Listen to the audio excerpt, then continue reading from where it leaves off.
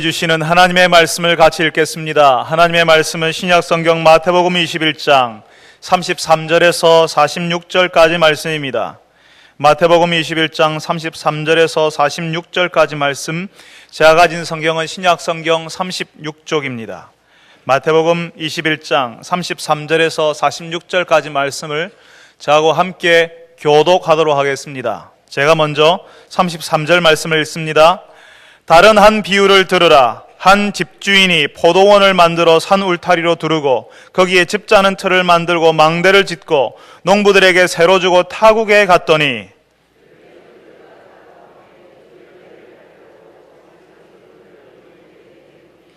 농부들이 종들을 잡아 하나는 심히 때리고 하나는 죽이고 하나는 돌로 쳤거늘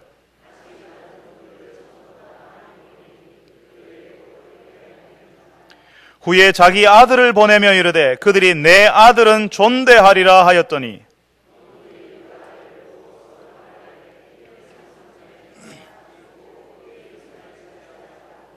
이에 잡아 포도원 밖에 내쫓아 죽였느니라.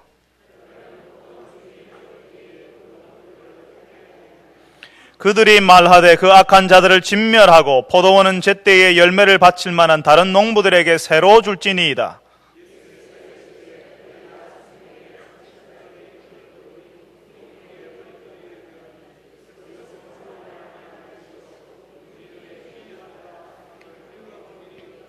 그러므로 내가 너희에게 이르노니 하나님의 나라를 너희는 빼앗기고 그 나라의 열매 맺는 백성이 받으리라. 이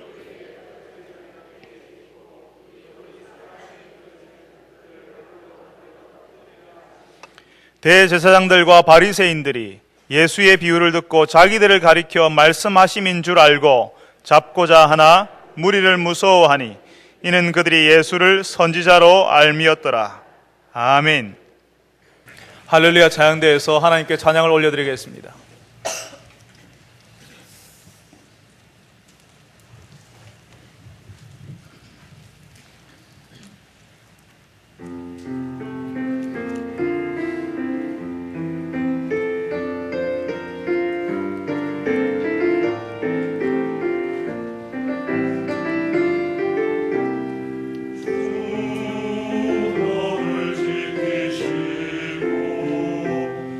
항상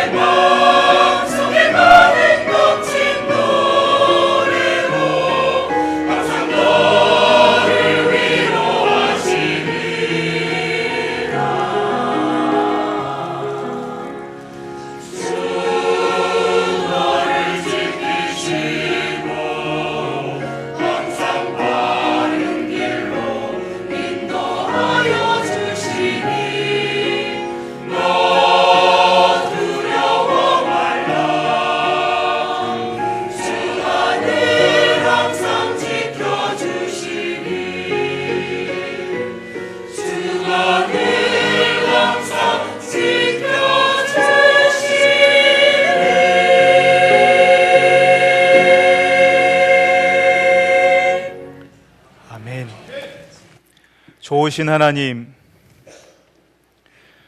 우리를 인도하여 주셔서 감사합니다. 주께서 우리가 항상 두려워하며 떨고 있는 줄 아시고 우리를 인도하시고 지켜주셔서 감사합니다. 우리가 하나님이 우리를 지키신다는 사실을 모를 때에도, 여전히 우리가 불안할 때에도 주께서 우리를 지키신 것 감사합니다.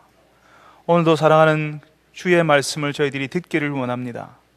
주님, 우리의 귀를 열어서, 우리의 마음을 열어서 주의 말씀을 듣게 하시고 이 말씀을 듣는 대로 깨닫는 저희들이 되게 하여 주옵소서. 하나님 앞에서 우리가 어떤 사람들인지, 하나님이 우리를 향하여서 무엇을 하셨는지 듣고 깨달을 수 있는 저희들이 되게 하여 주옵소서. 예수님의 이름으로 기도합니다. 아멘. 여러분, 이솝 우화를 알고 계십니까? 이솝 우화에 보면 이런 이야기 하나가 나옵니다. 어떤 늑대가요, 맛있게 고기를 먹고 있었거든요. 근데 맛있게 먹던 그 고기를 늑대가 먹다가 늑대의 목에 가시가 걸렸답니다. 가시가 목에 걸려서 너무 고통스러웠던 늑대는 목이 긴 학에게, 마침 지나가고 있는 그 학에게 제발 좀 도와달라고, 목에 걸린 가시 좀 빼달라고 사정을 했습니다. 그리고는 반드시 내 목에 있는 가시를 빼주면 내가 반드시 당신한테 답례를 하겠다고 그렇게 맹세를 했습니다. 학은 늑대의 그 이야기를 듣고는 긴 목을 이용해서 늑대 목에 걸린 가시를 빼주었습니다. 그리고 난 늑대에게 이야기했죠. 조금 전에 했던 약속을 지키라고 그렇게 이야기했습니다. 그러니까 늑대가 도리어 화를 내면서 이야기했습니다. 여러분, 이 늑대가 학에게 뭐라고 이야기했을까요? 지금 무슨 말을 하는 거냐고, 이 세상 사람들 누구라도 붙잡고 물어보라고, 하늘과 땅이 생긴 이래로 늑대 입속에 머리 넣었다가 곡배 나온 놈이 있는지 물어보라고. 우리는 이런 늑대를 향하여서 은혜를 모르는 배은망덕한 놈이라고 부를 수 있을 것 같습니다. 오늘 우리가 읽은 말씀은 그 은혜를 알지 못하는 사람들이 어떤 사람들인가, 그리고 그 사람들을 하나님께서 어떻게 하시는가에 대해서 말씀하십니다. 예수님이 이야기를 하나 해주시거든요. 오늘 우리가 읽었던 말씀 마태복음 21장에 예수님이 다시 이야기를 해주시는데 그 이야기가 조금 충격적입니다. 한 포도원 주인이 포도원을 만들어서 산 울타리를 두르고 집자는 틀도 만들어 놓고 망대도 다 만들어 놓고 그걸 농부들에게 맡겼대요. 그리고 외국으로 갔다고 합니다. 예수님의 이 이야기들을 대제사장들과 바리새인들, 장로들이 다 듣고 있습니다. 그런데 그 사람들이 들을 때 지금 여기에 나오는 예수님이 하시는 이야기가 충격적인 이야기고요. 여기에 나온 포도원 주인이 전혀 상식적이지 않은 사람이 등장한다는 겁니다. 포도원을 다 준비해가지고 사람들에게 맡겨놓고 외국으로 갔습니다. 보통은요, 포도나무에 열매가 맺히려면 4년쯤은 기다려야 된답니다. 그래서 몇 년 뒤에 열매 맺을 때가 되어가지고 외국에서 그 열매 좀 받으려고 종들을 보내었는데요. 그 농부들이, 그 포도원을 맡아 있는 그 농부들이 그 종들을 어떻게 했다고요? 오늘 우리가 성경을 보니까 그 종들을 때리고, 어떤 종은 죽이고, 어떤 종은 돌로 쳐버렸다고 이야기합니다. 여러분, 이쯤 되면요, 그냥 그 농부들, 그렇게 배은망덕한 농부들 다 내쫓아버리고 그렇게 했던 책임을 물어도 되는 것 아니겠습니까? 그런데 주인이 다시 자신의 종들을 보내고 있습니다. 자기가 보낸 종들을 때리고요, 심지어는 죽이기도 했고요, 돌로 치기도 했는데 주인이 다시 다른 종들을 더 많이 보냈다고 합니다. 다 쫓아내버리고 엄중하게 벌을 내려도 시원찮은데 다른 종들을 보내가지고 거기 있는 농부들을 설득하고 또 설득하도록 하는 겁니다. 여러분, 그런 주인 보셨습니까? 보통은요, 그냥 제대로 때 정한 기일 내에 내지 않으면 그냥 다 나가라 쫓아내버리는 게 우리가 세상에서 볼 수 있는 주인입니다.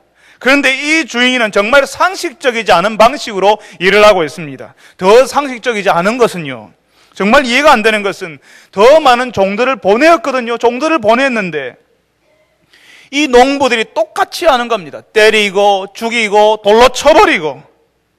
그런 일이 벌어지니까요, 똑같은 일이 벌어지니까요, 이 주인이 어떻게 하냐면 이제는 아들을 보낸답니다. 내 아들은 존대하리라. 이 사람들이 누구 아들요? 내 아들이니까, 주인의 아들이니까 존대하리라 하고 보냈거든요. 이 세상에 이런 바보 같은 주인이 세상에 어디 있습니까? 자신의 종들을 잡아 죽이는 악한 농부들 사이로 누구를 보낸다고요? 자신의 사랑하는 아들을 보낸다지 않습니까?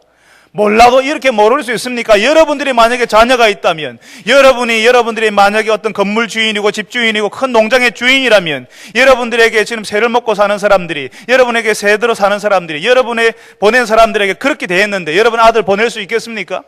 지금 이 주인이 자신의 사랑하는 아들을 보낸다지 않습니까? 몰라도 이렇게 모를 수 있습니까?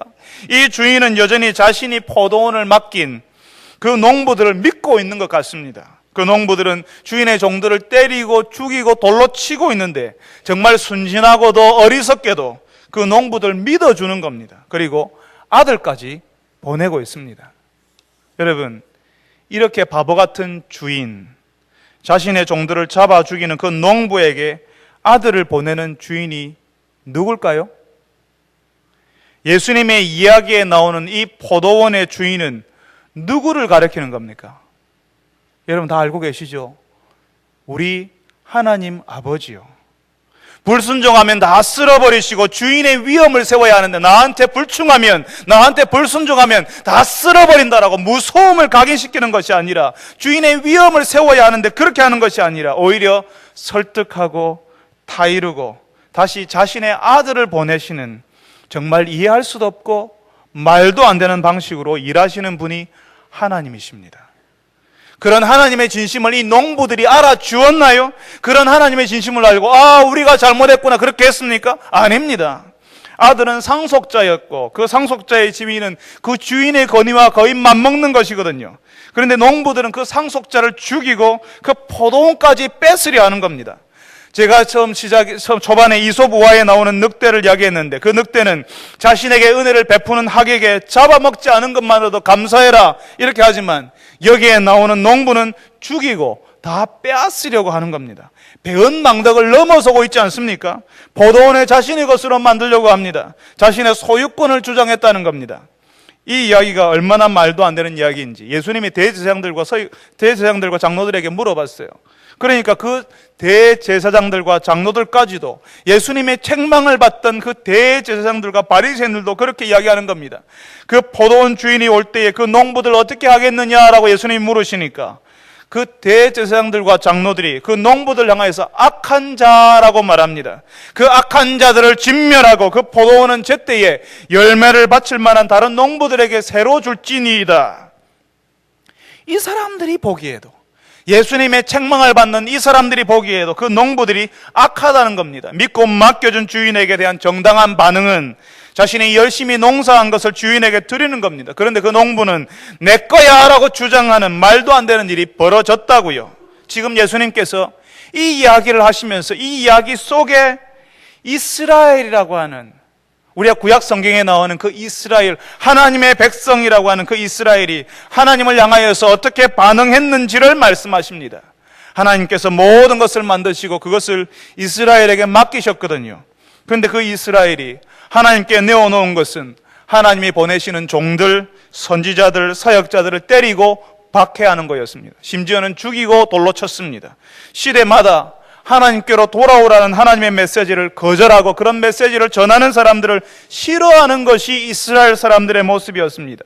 이런 이스라엘에게 전혀 상식적이지 않은 포도원 주인처럼 자신을 거역하는 사람들을 징벌해야 하는데 그렇게 하지 않고 하나님께서 오히려 그 사람들에게 또 많은 사람들을 보내고 하시더라는 겁니다. 하나님의 메시지를 가진 사람들, 하나님의 사람들을 더 많이 보내시더라는 겁니다. 한 사람 보내서 안 들으면 그 다음에는 그 사람을 때리고 죽이면 두 사람 보내고, 두 사람을 들어서 보내서 안 들으면 네 사람을 보내고, 네 사람이 안 되면 8사람을 보내는 방식으로 하나님께서 계속 그렇게 하시더라는 겁니다. 더 많이 보내시고 더 많이 말하고 더 많이 하나님에 대해서 알려주어서 하나님께로 돌아올 기회를 주시는 겁니다. 여러분, 지금도 하나님께서는 그런 방식으로 일하십니다. 하나님께 돌아오지 않는 사람들에게 겁을 주고 천둥번개가 바로 옆에서 떨어지게 해서 하나님께 얼마나 두려운 마음을 가지게 만들어서 하나님께로 아이고야 잘못했습니다, 내가 잘못했습니다 하고 돌아오는 그런 방식이 아니라, 우리의 팔을 뒤로 딱 꺾어가지고 이래도 안 돌아올래 그렇게 하나님이 말씀하시는 것이 아니라 하나님의 사람들을 보내시고 또 보내시는 방식으로, 그러니까 전도라고 하는 아주 미련한 방법을 사용하셔서 사람들을 하나님께로 이끌어 오신다는 것입니다. 지금 이 시대의 사람들이 알아야 할 것이 있습니다. 종종 사람들이 그런 말을 합니다. 예수님이 전해지기 전에, 예수님에 대해서 전해지기 전에 살았던 사람들은 그러면 어떻게 되냐고, 그 사람들 다 지옥에 가냐고, 그 사람들은 하나님에 대해서, 예수님에 대해서 들어보지도 못하지 않았냐고, 기회조차 없지 않았냐고 핏대를 높이면서 하나님이 불공평하시다고 말하는 사람들이 있습니다. 저는 예수님이 이 땅에 전해지기 전에 살았던 그 사람들에 대해서 잘 모릅니다. 그 사람들이 지금 어디에 있는지도 모릅니다. 그렇지만 확실한 것 두 가지가 있습니다. 그 첫 번째는 하나님 나라에 갈 때에 필요한 것은 오직 예수 그리스도만 의지해야 한다는 것입니다. 두 번째는 지금은 예수님에 대해서 말하는 사람들, 교회들이 이전보다 훨씬 많아졌다는 것입니다. 이전에는 전해주는 사람이 없어서 몰라서 못 들었습니다라는 변명이라도 할 수 있지만 지금은 곳곳에서 하나님에 대해서 말하고 증거하는 사람들과 교회들이 많이 있기 때문에 지금 적어도 우리는 변명할 수 없다는 것입니다. 하나님께서 적어도 우리 사이에, 우리가 살아가는 이 땅에 수많은 주의 종들을 보내셔서 하나님의 우리의 주인이시고 우리가 그 앞에서 우리 인생의 열매를 드려야 한다는 사실을 전하고 계십니다. 문제는요, 그렇게 수많은 주의 종들이 말하는데 우리는 듣지 않고 있고, 우리가 들어도 받아들이지 않고 있고, 받아들여도 우리 인생의 열매를 하나님께로 돌려드리지 않는다는 것입니다. 하나님께서 이스라엘을 사랑하셔서 수많은 하나님의 사역자들을 보내었지만 이스라엘은 거절하고 또 반역했습니다. 오늘 우리가 읽고 있는 말씀에서 농부들이 그 포도원을 가지려고 하고 상속자인 아들을 죽이려 하는 것처럼 실제로 이스라엘이 그랬습니다. 어쩌면 여러분들은 이 말씀을 같이 읽고 들으면서 이스라엘이 참 어리석다, 어떻게 자신들에게 포도원을 맡겨주고 믿어준 그 주인에게 그렇게 배은망덕하게 대응할 수 있는가라고 생각하실지 모릅니다. 그런데 문제는요, 이스라엘만 그렇게 하는 것이 아니라 하나님을 떠난 사람들이 이런 방식으로 하나님을 대항한다는 것입니다. 자신의 소유권을 주장한다는 겁니다. 자신의 것이 아닌데, 맡겨진 것인데 자신의 것처럼, 자신이 가질 수 있을 것처럼, 영원히 소유할 수 있을 것처럼 소유권을 주장하고 집착한다는 것입니다. 그것을 가지기 위해서라면 무엇이라도 하려고 합니다. 실제로 우리가 이 땅에서 보고 있는 것은 가지기 위해서는 자신의 부모라도, 자기가 한때 사랑했던 사람이라도 죽음으로 몰아넣는 사람들이 있다는 사실을 우리가 보고 있습니다. 뉴스에서 듣지 않습니까? 보험금 타기 위해서 부모에게, 사랑하는 사람에게 해를 입히는 끔찍한 소식을 우리가 듣고 있지 않습니까? 우리의 생명은 우리가 만든 적이 없습니다. 우리의 생명은 우리가 만든 적이 없고 다만 주어진 것인데, 그 주어진 것을 우리가 누리고 있는데도 사람들은 그 생명이 마치 자신의 것으로 생각하고 있습니다.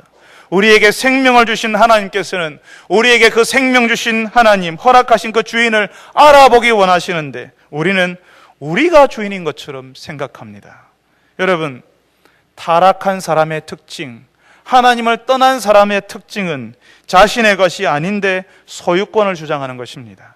하나님의 것을 자신의 것으로 만들려고 하고, 그리고 자신의 것으로 착각하며 산다는 것입니다. 마치 자기가 손에 쥐고 있는 것처럼, 영원히 그것을 손에 쥐고 살아갈 수 있을 것처럼 착각하며 살아갑니다. 사랑하는 성도 여러분, 우리가 누리는 것, 지금 우리가 손에 쥐고 우리가 가지고 있다고 생각하는 모든 것이 사실은 하나님께서 허락하신 것이라는 사실을 아는 분들이 되시기를 바랍니다.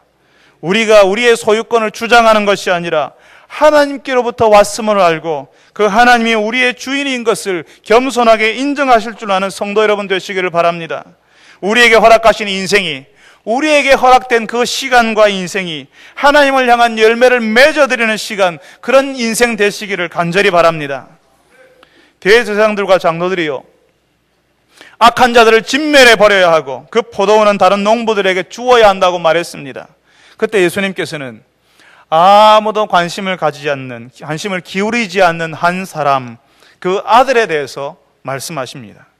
주인이 내 아들은 존대하리라 라고 보내었던 그 아들, 내 아들은 적어도 내 아들만은 제대로 대우해 주리라, 마치 내가 간 것처럼, 마치 내가 가서 그 사람들을 만나는 것처럼 그렇게 대우해 주리라고 생각했던 그 아들이 악한 농부들에 의해서 죽임을 당한다는 말씀을 예수님이 해 주십니다. 바로 그 예수님의 이야기처럼 예수님이 실제로 어떻게 되십니까? 조금 후에 예수님께서 죽임을 당하실 겁니다. 지금 예루살렘 성전에서 사람들을 가르치고 계신 예수님 앞에 어떤 일이 기다리고 있는지를 예수님이 미리 말씀해 주시는 겁니다. 악한 농부들에게 허무하게 죽는 그 아들, 존경받아야 하지만, 존대를 받아야 되지만 전혀 존경받지 못하고 포도원 밖에서 죽어버리는 그 아들, 아무런 힘도 쓰지 못하고 죽어버리는 그 아들이 사실은 어떤 분인지를 예수님께서 성경 말씀을 인용해서 말씀하십니다. 건축자들의 버린 돌이 모퉁이의 머릿돌이 되었나니 이것은 주로 말미암아 된 것이요, 이것은 주로 말미암아 된 것이요 우리 눈에 기이하도다. 사람들이 쓸데없다고 버렸던 그 돌이 모퉁이에서 가장 중요하게 여기는 돌이 되었는데, 이것은 하나님이 그렇게 하셨고 우리 눈에 보기에는 정말 신기하고 놀라운 일이라고 예수님이 말씀하시는 겁니다. 똑똑하다는 사람들이, 건축자들이 그 돌 쓸모없다고 버렸어요. 건축에서 집을 지을 때, 빌딩을 세울 때에, 뭔가 어떤 건물을 건축할 때에 그 건축을 제일 잘하는 사람들이 건축가들입니다. 건축자들입니다. 근데 그 건축자들이, 똑똑하다고 하는 사람들이, 전문가라고 하는 사람들이 그 돌은 필요 없다고 버렸는데, 쓸모없다고, 필요 없다고, 없어도 된다고 생각했던 그 돌이 건축물에서 가장 중요한 돌, 없어서는 안 되는 돌이 되었다, 된다라고 말씀하시는 겁니다. 사실 여기서요, 우리가 한글 성경만 읽으면 잘 찾아낼 수 없는 부분이 있습니다. 그 부분을 예수님이 이야기하고 계십니다. 예수님께서 건축자의 버린 돌, 모퉁이의 머릿돌 하시면서 뜬금없이 돌 이야기 하시잖아요. 여러분, 예수님 당시에 쓰이는 언어는 아람어라고 하는 언어였습니다. 그런데 죄송합니다만은 아들을 나타내는 아람어는 벤이라고 하는 단어였습니다. 그런데 돌을 나타내는 단어는요, 에벤이라고 했습니다. 비슷하잖아요, 그죠? 그러니까 아들 이야기를 하면서 자연스럽게 돌 이야기하는 것은 서로 발음이 비슷하니까 자연스럽게 연결이 되는 겁니다. 왜냐하면 이 돌에 관한 이야기가 성경에 나와 있거든요. 예수님 그 아들 이야기가 바로 성경에 나와 있는 그 돌 이야기와 같다. 아들의 형편이 지금은 버림받아서 죽지만 나중에 이 돌처럼 성경에 나와 있는 건축자의 버린 돌이 모퉁이의 머릿돌이 될 것이라는 그런 일이 이 아들에게도 똑같이 일어날 것이라는 사실을 강조하기 위해서 이렇게 연결해서 이야기를 하시는 겁니다. 예전에 우리 교회 김상조 목사님이 예전에 새가족 감사예배 때 설교하실 때 이런 이야기를 하신 적이 있습니다. 헌신자와 헌신자에 대해서 말씀하신 적이 있습니다. 우리가 헌신자가 되어야지 헌신자가 되면 안 된다고요. 같은 말이잖아요. 발음도 같잖아요. 그런데 이 헌신자, 그리고 헌신자를 통해서 전하고자 하는 메시지가 더 강렬하고 강조가 되지 않습니까? 마찬가지로 지금 예수님께서는 농부에게 죽는 아들 이야기를 하다가 성경에 나오는 돌 이야기로 넘어가는 겁니다. 왜냐하면 예수님께서 이제 더욱 강력하게 그 아들을 강조하시기 위해서 그렇게 하시는 겁니다. 그 아들이 지금은 사람들에게 버림받아서 죽지만 그 아들이 실제로는 어떤 아들인가? 바로 성경에 나와 있는 건축자들의 버린 돌이 모퉁이의 머릿돌이 되는, 쓸모없다고 버려진 것이 가장 중요한 돌이 되는, 사람들의 눈에 보기에 참 신기하고 말도 안 되는 그런 일이 이 아들에게도 일어나게 될 것이라는 사실을 알려주시는 겁니다. 시편 118편 22절에 건축자가 쓸모없다고 버린 돌이 모퉁이의 머릿돌이 될 것이라고 말씀하셨거든요. 그 돌이 도대체 누구라고요? 누구를 가리키는 말씀이라고요? 아들. 그 아들 누구요? 예수님요. 그 예수님을 향하여서 모퉁이의 머릿돌이 되셨다라고 하는 겁니다. 모퉁이의 머릿돌이 뭔데요? 여러분, 우리 교회는 이제 정사각형이 아니고요, 부채꼴형으로 되어 있는데, 그래도 벽이 벽을 만나는 곳이 있습니다. 벽과 벽이 어디서 만날까요? 모퉁이에서. 벽과 벽이 모퉁이에서 만납니다. 벽과 벽이 만나는 모퉁이, 그 모퉁이에서 서로 벽이 만날 수 있도록 지탱하고 이어주는 역할을 하는 돌이 있는데, 그 돌이 바로 모퉁이의 머릿돌이라고 하는 것입니다. 우리나라식으로 하면요, 우리나라가 예전에 한옥 지어 살았지 않았습니까? 기와집으로요. 한옥 건축에 있어서 가장 중요한 것이 대들보라고 합니다. 한옥은요, 한옥을 지을 때 기와 지붕을 굉장히 무겁게 한답니다. 한옥 지붕에, 그 기와 지붕 안에 무거운 걸 막 채워 넣어가지고요, 그 무게가 밑으로 막 내리누르도록 하는 그런 구조를 가졌답니다. 그래서 바람이 불어도 흔들리지 않도록 워낙 누르는 힘이 강해가지고요, 그 기와 지붕의 무게가 엄청 나가가지고 그 무게로 집 전체를 누르어야 되는데, 그 무게 누르는 그 무게를 다 지탱하려고 하는, 그 무게 전체를 다 지탱하는, 그게 그 기와 지붕의 무게를 견디는 나무가 있습니다. 그 나무를 뭐라고 부른다고 하요? 대들보라고요. 그 기와 지붕에 무겁게 누르고 있는 무게를 견디는 나무가 가장 중요해서 그 나무를 향해서 대들보라고 부르는 겁니다. 우리 한옥 구조에서는 그렇게 부르는데 성경시대 건축에서는요, 중요한 부분이 바로 이 모퉁이의 머릿돌이라는 것입니다. 벽이 벽을 만나게 하고 그 벽을 연결하는 돌처럼 예수님께서 벽이 벽을 만나는 모퉁이의 머릿돌이 되신 것처럼 예수님께서 하나님과 사람을 만나게 하시고 그 하나님과 사람이 계속 교제하는 관계 속에 있도록 만들어 주시는 분이 예수님이시라고요. 예수님 때문에 하나님께서는 우리를 만나 주시는 겁니다. 예수님 때문에 우리는 하나님의 사랑받는 자녀들이 된 것입니다. 우리가 하나님의 나라를 경험하고 하나님 나라에 들어가는 것도 누구 때문이라고요? 예수님 때문에요. 우리가 오늘 예배를 드리는 이 순간에도 하나님께서 저와 여러분의 예배를 받으시는 이유가 뭐라고요? 예수님 때문에요. 우리가 새벽에 목욕탕 갔다 와서 몸을 깨끗하게 정결하게 하고 예쁜 옷을 갈아입고 우리가 정성을 다해서 나왔기 때문에 우리의 예배를 받으시는 것이 아니라 바로 예수님 때문에 저와 여러분의 예배를 받으시는 겁니다. 일주일 동안 제 가운데 뒹굴다 왔었어도 우리가 예수님을 바라보고 오면 하나님께서 우리의 예배를 받으시는 겁니다. 하나님께서 우리가 어떤 모습인지 상관하지 않으십니다. 우리가 오늘 이 모습 그대로 우리에게 왔어도 하나님께서는 우리를 어떤 눈으로 바라보시냐면 예수님이라는 안경을 끼고 우리를 바라보시거든요. 우리를 볼 때는 추하고 우리가 여전히 변하지 않는 모습으로 여전히 10년 지났고 20년이 지났는데 아직도 그 모습으로 우리가 살아왔고 지금 이 모습으로 여기에 왔어도 하나님께서는 우리를 향해서 손가락질하면서 네가 그것밖에 되지 않냐고 정죄하는 것이 아니라 우리를 향해서 어떤 눈으로 바라보신다고요? 예수님이라는 안경을 끼고 바라본다고요. 하나님의 사랑받는 아들의 안경을 끼고 우리를 바라보신다는 거예요. 마치 예수님을 바라보듯이 예수님 때문에 우리를 사랑받는 자녀로 아들로 딸로 바라보신다는 것입니다. 예수님 때문에요. 우리가 하나님 앞에 예배하러 나올 수 있는 이유는 예수님 때문입니다. 그 예수님 때문에 우리가 하나님을 만나게 됩니다. 그 예수님 때문에 우리가 하나님과 교제하게 됩니다. 그 예수님 때문에 우리가 하나님 앞에 나올 수 있게 되었고 예배 드릴 수 있고 하나님을 향하여서 하나님이 우리 아버지라고 부를 수 있게 되는 것입니다. 그런데 사람들은요, 이 예수님, 모퉁이의 머릿돌 대신 이 예수님이 그렇게 중요한 분인지를 모릅니다. 예전에 건축자들이 쓸모없다고 버리는 것처럼 지금도 예수님은 그냥 쓸모없는, 내 인생에 아무런 쓸모없는 분으로 그렇게 생각하는 분들이 얼마나 많은지 모릅니다. 그냥 예수님은 교과서에 나오는 4대 성인 중에 한 사람, 그냥 위대한 선생님 정도로 알고 있습니다. 하나님의 나라는 내가 열심히 살면, 내가 착하게 살면 그냥 하나님의 나라를 경험할 수도 있지라고 생각합니다. 내가 착하게 살면 하나님이 알아서 나를 보상으로 천국에 데려다 줄 거라고 그렇게 생각하고 있습니다. 그냥 여기서 남들보다 좀 착하게 살면 되겠지, 뭔가 하나만 열심히 믿으면 되겠지라고 그렇게 애쓰고 있습니다. 하나님이 보내신 그 아들 예수님이 무슨 일을 하셨는지, 그분이 얼마나 중요한 분인지를 모른다는 것입니다. 하나님께서는 예수님을 통해서만 우리들을 만나기로 하셨습니다. 예수님 바깥에서는 우리를 만나지 않습니다.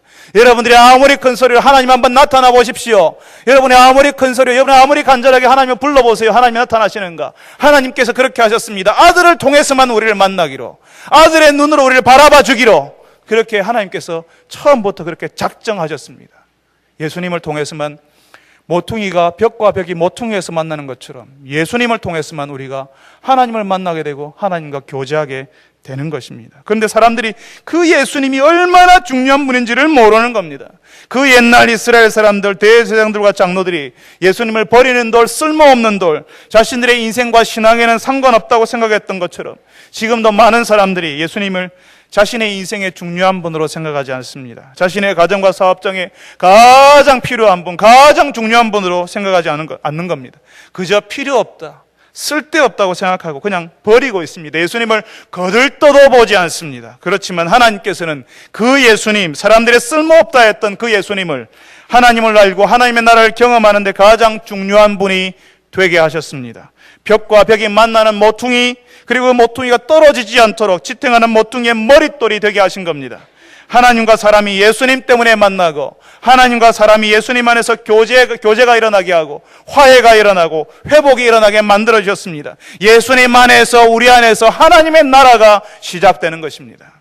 뿐만 아니라 나중에 모든 사람들이 그 예수님 때문에 심판의 자리에 서게 될 것입니다. 사람들은 아무것도 아니라고 생각했고 쓸모없다고 생각해서 자신의 인생에 들어오지 못하도록 막아섰던 바로 그분 때문에 우리는 다 하나님 앞에서 심판의 자리에 서게 될 것입니다. 우리 인생의 가장 중요한 분으로 모시지 않은 것에 대해서 하나님이 물으실 겁니다. 하나님이 보내신 아들을 왜 존중하지 않았냐고, 왜 존대하지 않았냐고, 받아들이지 않았냐고 물으실 겁니다. 모퉁이의 머릿돌이신 그 예수님께서 나중에 사람들을 심판하시는 돌로, 그 돌 위에 떨어지는 자는 깨어지고 사람 위로 떨어지면 가루로 만들어 흩어지게 하는 분으로 나타나게 하실 거라고요. 44절에 우리가 읽지 않았습니까? 사랑하는 성도 여러분, 이 예수님을 여러분의 인생의 머릿돌로 받아들이시기 바랍니다. 이 예수님은 하나님이 우리에게 허락하신 하나님과 떨어져 있는 사람들에게 하나님을 만날 수 있도록, 하나님의 나라를 경험할 수 있도록 우리에게 허락하신 유일한 대안입니다. 하나님께서 우리를 살리시기 위해서 보내신 기회요, 하나님의 은혜입니다. 여러분들이 이 예수님을 믿고 의지하여서 예수님이 보여주시는 하나님의 나라, 하나님이 우리를 위해서 열어놓으신 새로운 세상을 경험하시는 성도 여러분 되시기를 바랍니다. 여기서 참으로 중요한 게 하나 있습니다. 건축자의 버린 돌이 모퉁이의 머릿돌이 된 예수님처럼 그 예수님을 따르는 사람, 그 예수님을 의지해서 믿고 따르는 사람이 예수님과 같은 인생 여정을 가게 된다는 겁니다. 사람들이 쓸모없다고, 필요 없다고, 버려도 된다고 생각했지만 하나님께서는 그 인생을 높이셔서 중요한 자리, 없어서는 안 되는 위치, 그런 인생이 되게 하십니다. 이 땅에 수많은 사람들이 소망 없이 살아갑니다. 이 세상에서 나는 필요 없는 사람, 없어도 된다는 메시지를 계속 듣고 있기 때문입니다. 나 없어도 세상은 잘만 돌아가잖아요. 내가 없어도, 내가 빠져도요, 세상은 아무렇지도 않게 돌아가는 것들을 보면서 나는 필요 없는 사람, 없어도 되는 사람이라는 메시지를 우리가 들으면서 살아가게 됩니다. 제가 아는 한 분 집사님은 예수님을 알기 전에 한 번씩 아파트 옥상에 올라가는 분이셨습니다. 여기서 떨어져도 되겠다는 마음이 들어서요. 사는 것이 무지무지하게 힘들어서 그런 거 아닙니다. 사는 것이 너무너무 힘들어서 그런 거 아닙니다. 사는 것이 힘든 것은 전쟁을 경험한 분들이 잘 아시잖아요. 사람이 짐승으로 변하는 시기를 경험한 분들에게 힘들다고 말하는 거, 우리가 살아가는 게 힘들어요 말하는 건 사치일 수 있습니다. 그런데 전쟁 때만큼 힘들지 않아도요, 살고 싶은 마음이 사라지는 것을 어떻게 설명할 수 있습니까? 분명히 주변을 돌아보면 예전보다 더 많이 가지고 있고 더 많이 누리고 있는데 살고 싶은 마음을 가지지 못한 사람들은 훨씬 많아지는 이 기이한 현상을 우리가 어떻게 설명할 수 있겠습니까? 그 집사님이 예수님을 알고 예수님을 의지하고 나서는 전혀 다른 세상을 살기 시작했습니다. 늘 자신을 바라보면 한숨이 나고 낙심이 되었는데 이제는 예수님을 바라보고 내가 있는 모습 그대로, 상처나고 고름이 흐르는 그 모습 그대로 받아주시는 예수님, 그냥 있는 모습 그대로, 내가 있는 그 자리에서 그대로 용납해 주시는 그 예수님을 바라보니까 살 소망이 생기더라는 것입니다. 소망이 생기니까요, 그제서야요, 다른 사람이 보이기 시작해요. 그제는 자기 아들도 보이지 않고 남편도 보이지 않았거든요. 그런데 소망이 생기니까 그제서야 다른 사람들이 보이기 시작하는 겁니다. 그리고 다른 사람을 섬기는 일에, 돕는 일에, 자신처럼 우울하고 옥상에 올라가고 싶은 충동을 느끼는 사람들을 받아주는 일에 뛰어들기 시작했습니다. 어쩌면 사람들은 마음이 침울하고 얼굴이 늘 어둡고 늘 자신이 없고 늘 두통에 시달리고 밤에 잠 못 드는 사람들을 보면서 저렇게 약해 빠져서 가지고 이런 세상을 어떻게 살아가겠냐고, 그런 사람 필요 없다고 하겠지만 머릿돌 대신 예수님을 바라보니까 실제로 하나님 나라에서 중요한 사람, 없어서는 안 될 사람, 하나님의 교회를 세워나가는 사람이 되더라는 겁니다. 진짜 놀라운 것은요, 교회에 그런 마음이 불편하고 힘든 사람이 들어오잖아요. 그러면 그분이 있는 구역에 맡기면 됩니다. 그러면 그 사람이 같이 살아나요. 정말 신기하고 신나는 일 아닙니까? 다른 데서는 안 되는데 그분이 이끌고 있는 모임, 그분이 이끌고 있는 구역에만 들어가면 그냥 사람이 달라지고 회복이 일어나는 겁니다. 한때는 세상에서 버림받는 사람으로 살았지만 예수님 때문에 교회의 머릿돌과 같은 새로운 인생을 살게 되는 겁니다. 사랑하는 성도 여러분, 예수님께서는 버린 돌이었지만 모퉁이의 머릿돌이 되신 것처럼 그 예수님을 따르는 사람들이 하나님의 나라에서 모퉁이의 머릿돌 인생을 살게 됩니다. 물론 세상은 우리가 가진 것, 우리 손에 쥐고 있는 것을 가지고 얼마나 성공했냐, 얼마나 커졌냐, 얼마나 많이 가졌냐를 따지겠지만 하나님께서는 우리를 그런 기준에는 걸리지도 않고 맞지도 않는 인생, 하나님이 인정하시는 인생, 사람을 살리는 인생을 살게 하시는 겁니다. 우리가 과거에 어떻게 살았는지 관심 없이, 상관없이 하나님께서는 예수님을 믿고 의지하는 인생을 버린 돌에서 모퉁이의 머릿돌이 되게 하십니다. 이 얼마나 놀라운 일입니까? 이 예수님을 믿고 의지하고 싶은 소원이 여러분 가운데 일어나지 않습니까? 반대로 우리에게 불편한 진실 하나가 똑같이 있습니다. 하나님의 사람들을 배척하고 하나님의 아들을 거절했던 이스라엘에게 하나님의 나라는 주어지지 않았고, 오히려 이전에 하나님을 배척했지만 뉘우치고 하나님께로 돌아온 이방 사람들에게 그 하나님의 나라가 주어졌습니다. 한때 이스라엘은 하나님의 백성이라고 불렸던 사람들이었습니다. 이제는 예수님을 믿고 의지하는 사람들이 하나님의 백성이 된 것입니다. 그것을 우리는 교회라고 부르고 있습니다. 여러분, 여기서 우리가 기억해야 될 게 있습니다. 그 교회, 하나님의 아들, 모퉁이의 머릿돌 대신 예수님을 믿고 의지하는 사람들이 모임이 교회인데, 그 교회가, 그 예수님을 믿고 의지하는 사람들이 예수님을 의지하지 않으면, 오늘도 예수님을 의지하지 않으면 우리는 하나님의 일을 할 수 없고 하나님의 은혜를 누릴 수 없다는 것입니다. 하나님의 나라도 지금 있는 우리 실생활 가운데서, 우리 현실 가운데서 경험할 수 없습니다. 이스라엘에서 하나님의 나라가 다른 이방 민족에게로 넘겨진 것처럼 지금 우리가 예수님을 의지하고 바라지 않으면, 우리의 인생의 열매를 하나님께로 돌리지 않으면 우리 역시 하나님의 나라를 경험하지 못한 채 살아가게 될 것입니다. 물론 우리를 아는 사람들은 우리를 향해서 신자라고 부를 겁니다. 저 사람 교회 다니는 사람이야 라고 말할 겁니다. 주일이면 다른 데 가지 않고 교회 가니까 성도라고 불러줄 겁니다. 그렇지만 예수님을 오늘도 의지하지 않는 사람에게 하나님의 나라는 경험할 수 없는, 교회는 다니지만 하나님의 나라는 경험할 수 없는 그 희한한 일이 우리 가운데 일어나게 될 것입니다. 하나님의 일을 하는 것도 사라지게 될 것입니다. 그것을 우리 신약 성경 요한계시록이라는 책이 있는데요, 그 요한계시록에서는 이렇게 표현합니다. 내가 네 촛대를 옮기리라. 하나님께서 촛불을 끄는 일은 없습니다. 하나님께서 초의 불을 끄지 않으십니다. 하나님의 불이 이 땅에서 계속 타오르고 있습니다. 다만 하나님의 불이 꺼지지는 않지만 그 불을 간직한 초와 촛대는 다른 곳에서 일어나도록 하신다는 겁니다. 처음에 이스라엘에서 시작된 하나님의 불이 이방인들에게로, 그리고 그 하나님의 불이 우리나라와 대구 땅에까지, 그리고 우리 대형교까지 들어왔는데 그 불이 계속 여기서 머무르고 타올라야 하잖아요. 그런데 우리가 예수님을 의지하지 않으면 하나님께서 그 촛대를 옮겨버리신다는 겁니다. 예수님을 믿고 의지하는 사람들에게로, 그런 부족들에게로, 그런 나라들에게로, 그런 교회들에게로 그 촛대를 옮겨버리신다고요. 그러면 우리는 그렇게 이야기하겠지요. 우리가 30년 전에는 이렇지 않았는데, 우리가 40년 전에는 우리가 이런 일도 했었는데, 우리가 30년 전에는 우리 교회가 그런 교회였는데. 여러분, 교회는 박물관이 되면 안 됩니다. 과거에 그런 일을 했던 것으로 만족하는 것이 아니라 지금 여기서 예수님을 의지하고 하나님의 일을 감당하고자 하는 소원을 가져야 하는 것입니다.